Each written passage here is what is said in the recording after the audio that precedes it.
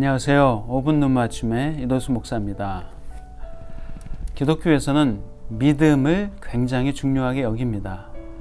그도 그럴 것이 믿음이 없다면 가장 중요한 구원도 없기 때문이죠. 성경에 나오는 이야기들도 믿음과 관련한 것들이 많습니다. 말씀대로 몸을 씻어 병이 나은 백부장, 예수님께로 나와서 딸의 고침을 받은 사마리아 여인의 이야기 등이 성경에 많이 소개되고 있습니다. 과연 성경에 나오는 믿음은 어떤 것일까요? 무엇을 믿는다는 것일까요? 그것은 바로 복음 그 자체이신 예수 그리스도입니다. 바울은 이방인들에게 복음을 전하는 사명을 받았습니다. 그는 이방인의 사도된 것을 부끄러워하지 않고 영광스럽게 생각했습니다.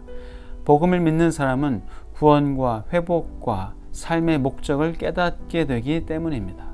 그러므로 복음을 믿는 영혼들이 많아질수록 바울에게는 큰 기쁨이었습니다. 우리가 복음을 전할 때 말을 잘하거나 감언이설로 복음이 수용되거나 믿음이 생기는 것은 아닙니다. 분명한 것은 예수의 이름에 반응하는 사람이 있다는 겁니다. 그러므로 복음을 전하면 열매는 하나님께서 맺게 하십니다. 우리는 낙심하거나 포기하지 않고 때를 얻든지 못 얻든지 전할 뿐입니다. 복음과 믿음의 결과는 우리의 설득으로 이루어지는 것이 아니므로 그 열매에 대해서 우리 스스로 평가할 필요가 없습니다. 바울은 감람나무의 비유를 통해서 이방인들은 복음의 수혜자라는 사실을 가르쳐주고 있습니다. 가지 얼마가 꺾이었는데 돌 감람나무인 네가 그들 중에 접붙임되어 참 감람나무 뿌리의 진액을 함께 받는 자가 되었은즉 그 가지들을 향하여 자랑하지 말라. 자랑할지라도 네가 뿌리를 보존하는 것이 아니요 뿌리가 너를 보존하는 것이니라 말씀합니다. 참 감람나무 가지가 꺾여진 곳에 돌 감람나무 가지인 우리를 하나님께서 접붙이셨습니다. 그리고 우리는 참 감람나무 뿌리의 진액을 받아 자라게 됩니다. 우리는 그 진액을 통해 지혜와 능력과 안정감을 얻습니다. 우리의 평안과 안정감은 오직 하나님이 주십니다. 하나님께서 접붙여 주셨으니 얼마나 견고하고 안정감이 있을까요?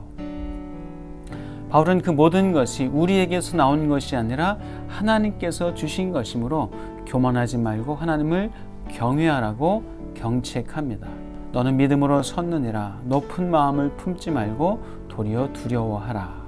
그러므로 우리는 하나님의 성품을 계속해서 알아야 하고 묵상해야 합니다. 하나님의 공의와 사랑의 결정체이신 예수 그리스도 안에 머물러야 합니다. 우리가 예수 그리스도 안에 머물러 있으면 예수 그리스도가 우리에게 머무르십니다. 그때 우리는 진액을 충만하게 공급받을 수 있습니다. 그들도 믿지 아니하는데 머무르지 아니하면 접붙임을 받으리니 이는 그들을 접붙이실 능력이 하나님께 있음이라 말씀합니다. 무엇보다도 접붙이실 능력은 오직 하나님께 있습니다. 하나님께서 접붙여 주신 우리는 날마다 믿음 안에 머물러야 합니다. 하나님을 묵상하고 하나님의 성품과 하나님이 행하신 일을 묵상해야 합니다. 그것이 우리가 할 수 있는 최선입니다. 이방인이었던 우리지만 좋은 뿌리를 통해 진액을 공급받을 수 있도록 하나님이 접붙여 주셨으니 얼마나 감사합니까? 행위와 공로가 아니라 하나님이 주신 전적인 믿음으로 접붙임 받았습니다. 하나님께서 주신 이 믿음이 귀하고 소중하게 여겨지지 않으세요? 그리고 하나님께 너무나 감사하시죠. 우리가 접붙임 받을 수 있는 믿음을 얻게 되었으니 말입니다.